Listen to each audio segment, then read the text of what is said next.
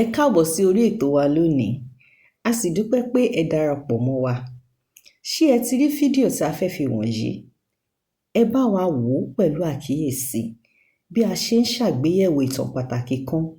tí a sì ń ṣí àwọn kókó kan síta tí ọ̀pọ̀ ènìyàn lè má tíì mọ̀.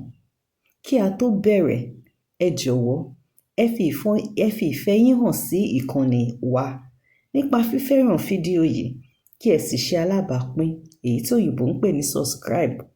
Kí ẹ tún tan ìkìlọ̀ notification sílẹ̀ kí ẹ má bàa pàdánù àwọn ìtẹ̀jáde wa tó ń bọ̀. Ní báyìí,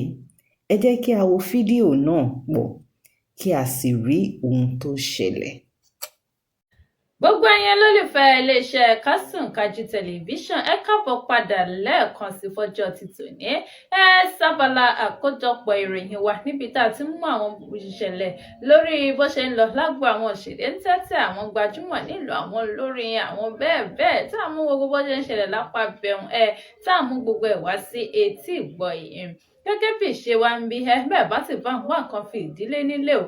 dákun ẹ bá ń wá nǹkan fi ìdílé tàbí kẹ́ fìdílé kan ká ti jọ máa ká lọ lọ́jọ́ ti tòní. Kí lohun tá a tún ṣàjọ lójú òpó àwọn iléeṣẹ́ ìròyìn tá a kó wá sí ti gbọ́yìn lọ́jọ́ tòní. Níbo ní ìtìkọ́mù níbo ní ìtìkọ́mù ojú òpó Instagram o lójú òpó Talk2B eléyìí tí òṣèré tíátà tó jẹ́ gbajúmọ̀ Bíọ́lá Adébáyọ̀ tó jẹ́ olóòtú ètò náà kọ níbẹ̀ mo kọ́kọ́ ka ìròyìn àkọ́kọ́ ọjọ́ tòní níbẹ̀ ni mo kà mọ́ ọ̀rọ̀ máa pa kásá o kọ́lọ́n dákun ràn wá lọ́wọ́ ní ayé yìí mà ní o látàrí bí gbajúmọ̀ òṣèré olórin kan látàrí bí olóòtú ètò ìyẹn Bíọ́lá Adébáyọ̀ kan ti gbé ọkùnrin ọ̀hún torúkọ wọn jẹ́ Ọ̀gbẹ́ni Sunday Afọlábí ti gbé wá sórí ètò ẹlẹ́dàá ò bá gbàgbé ní kòpẹ́kòpẹ́ náà ni fọ́nrán fídíò kan jà rìnrìn káàkiri ẹ̀rọ ayélujára níbi tí ọkùnrin ọ̀hún kọ níbi tá a ti rí tí ó ń pe èrò sọ́kọ̀ náà ló mú káwọn èèyàn wá gbé fọ́nrán rẹ̀ pé ẹ ṣe ẹni tí ó jẹ́ wípé gbajúmọ̀ òṣèré tíátà náà ni ọkùnrin ló wá dẹni tí ń pèrò sọ́kọ̀ tó dẹni tó di awakọ̀ nílùú eléyìí ni òfin bẹ́ẹ̀ tẹ́ àwọn ọmọ ilẹ̀-èdè Nàìjíríà lọ́rùn náà ló fà á tó fi di èrò orí ètò Talk2B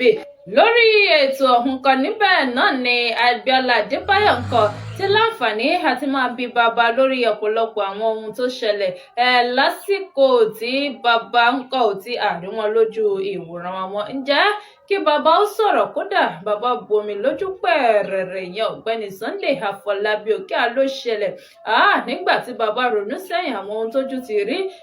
lásìkò lẹ́nu iṣẹ́ àti ọ̀pọ̀lọpọ̀ ohun tó ti là kọjá kódà kíní ọ̀hún gbomi lójú bàbá. Bàbá sọ̀rọ̀ ó ní kóhun ó lè di onílé lórí ló sọ òun di èrò ìlú Badagry tó sì jẹ́ wípé látìgbà tóun ti kó débẹ̀ nǹkan pé kódà àti ríṣẹ́ ṣe àti róúnjẹjẹ àti làlàyé pé òun mọ̀ dàbí ẹni pé ó nira díẹ̀ ó ní kódà nígbà tí ó tó àsìkò kan wípé ọkọ̀ Nissan Crest tóun ń lò tẹ́lẹ̀ nǹkan pé òun ń lọ gbé ìta ni o nígbà wọn bí pẹ̀lú ni wọ́n rà á ní kódà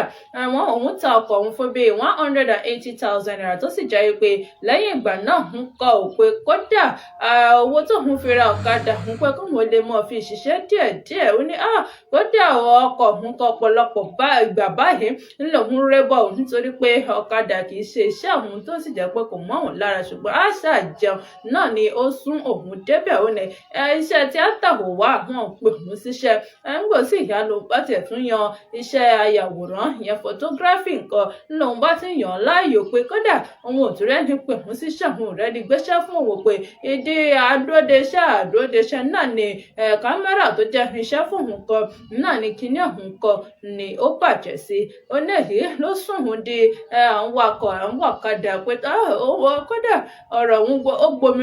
gbomi lójú bàbá bàbá ó túbọ̀ sọ̀rọ̀ wọn ní kódà lóun bá jókòó ronú ìyà tí aya àti àwọn ọmọ òun ti bá òun jẹ láyé pé kódà a máa gba omi lójú òun ni. ẹ wò ó ọkùnrin ọ̀hún sọ̀rọ̀ lẹ́yìn ló mú kí ọ̀pọ̀lọpọ̀ ọmọ ilẹ̀-èdè nàìjíríà mọ̀ pé ó yẹ kó jẹ́ irú bàbá pé gbajúmọ̀ òṣèré tíátà tí gbogbo wa fẹ́ràn láti máa wò lójú ìwòran wa ni pé kí a ló dé tí gbogbo ẹ̀ wá dojúrú tó wá nípa òun ló wá mú káwọn èèyàn máa pè fúnràwọ̀ tí Abíọ́lá Adébáyọ̀ tó jẹ́ olóòtú ètò ọ̀hún náà kan tóun náà sì ń pe káwọn ọmọ ilẹ̀-èdè nàìjíríà kí wọ́n dẹ́kun dábọ̀ mọ bí wọ́n ti ran bàbá lọ́wọ́ ó jẹ́ ká bí yóò rọ ọkọ̀ tuntun ni èyí tí ó fi mọ́ ṣe Uber tó fi mọ́ kérò àbí wọ́n sì gba ilé fún tó jẹ́ pé yóò tẹ̀ mọ́ gbé lọ́nà tó dáa tí ó ṣe pé káwọn ọmọ ilẹ̀-èdè nàìjíríà kan ò kí wọ́n dẹ́kun dábọ̀ rí wípé àwọn dìde fún ìrànwọ́ arákùnrin náà.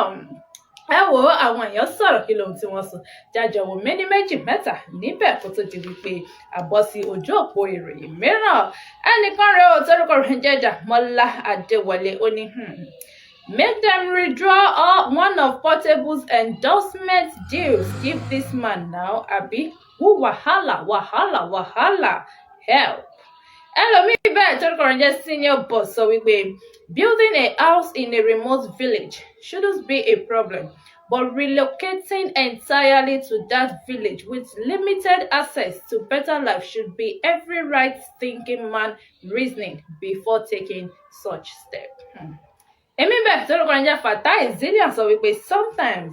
selling property is also a setback. Building houses also. He could have just invest in a business. ẹ wò ó tèmi ajá múròyìn mìíràn kí ló tún mo tún ká mójú òpó ròyè ẹnu máa ń kún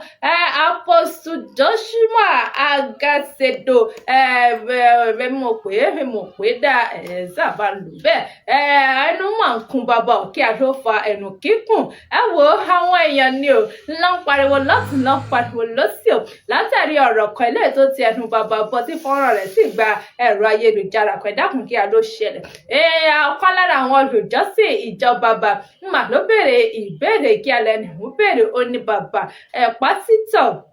ẹ dákun béèrè kan ló ń gbé mi nù ó lẹ́ẹ̀tọ́ kọ̀ sínú ìwé tí bàbá sì kà sí gbogbo etí àráyé ló bá béèrè pé ẹ dákun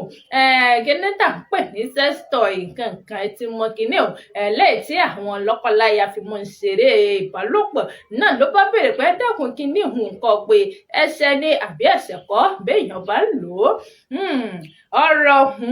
ó gbọ́dọ̀ gbà ń tà mí kan lé lórí látàrí bí bàbá ti dá sí ọ̀rọ̀ náà tó sì ń pe ẹlẹ́rọ tòun bẹ́ẹ̀ bá bí mi ó ní mi ń lo kinní òun kódà ń tẹ̀ lórí ó ní àmọ́ èmi á máa gbà àwọn èèyàn nímọ̀ràn pàápàá jùlọ lọ́kọláya tó bá dàbí ẹni wípé ọ̀rọ̀ bálòpọ̀ kan fẹ́ máa fa àjà bó fẹ́ máa fa ká máa yọjú wò dá ká máa lálẹ́ níta ká máa lójú lóde pé kàkà téèyàn ò fi wá máa lójú lóde tí ó mọ̀ dá wàhálà dárúgẹ̀ rúdò lẹ̀ nínú ilé pé òun gbarú àwọn lọ́kọláya bẹ́ẹ̀ nǹkan òun gbà wọ́n nímọ̀ràn pé ẹ dákun ẹ mọ̀ lo kinní pé bí irinṣẹ́ náà ló jẹ́ ní ayé òde òní pé bá a bá rí ọkọ̀ tá a sì ń lo fóònù pé fóònù àti ọkọ̀ àtàwọn nǹkan mìíràn pé bí irinṣẹ́ ló jẹ́ fún gbogbo èèyàn ní ìgbàyè ìgbàlódé tí àwọn àyínà pé bẹ́ẹ̀ náà ni kinní ọ̀hún jẹ́ tó sì jẹ́ wípé ó dára fún lọ́kọláya pé kàkà tí lọ́kọláya ń kọ́ wọ́n fi mọ òwòde wọ́n fi mọ òwòtá wọ́n fi mọ iyọ̀ àlèyàn nǹkan kan mọ́ ṣàgbèrè ń tà pé kàkà bẹ́ẹ̀ bó bá jẹ́ kinní ọ̀hún kọ́ ló ní lọ́wọ́ ó lè ṣe ìrànwọ́ ó lè ràn ọ́ lọ́wọ́ débì kan tó sì jẹ́ pé ìwọ̀nba péréte náà ló kù tí inú rẹ̀ ó fi dùn délẹ̀ pé kàkà bẹ́ẹ̀ nǹkan òkèǹdè àkàdéyàn fi mọ́ ìṣèrànú ń tà kọ́ pé kinní ọ̀hún kọ́ ó sàn náà ló mú káwọn ọmọ ilẹ̀-èdè nàìjíríà máa kún hùrùhùrù láti lọ́sì pẹ́ dápò irú àmọ̀ràn wọn rèé o lẹ́nu pàìtọ́ tó sì jẹ́ káwọn ọmọ ìjọ ń bẹ lábẹ́ yín o pé ti á mọ̀ pé kinní ọ̀hún ṣẹ̀ṣẹ̀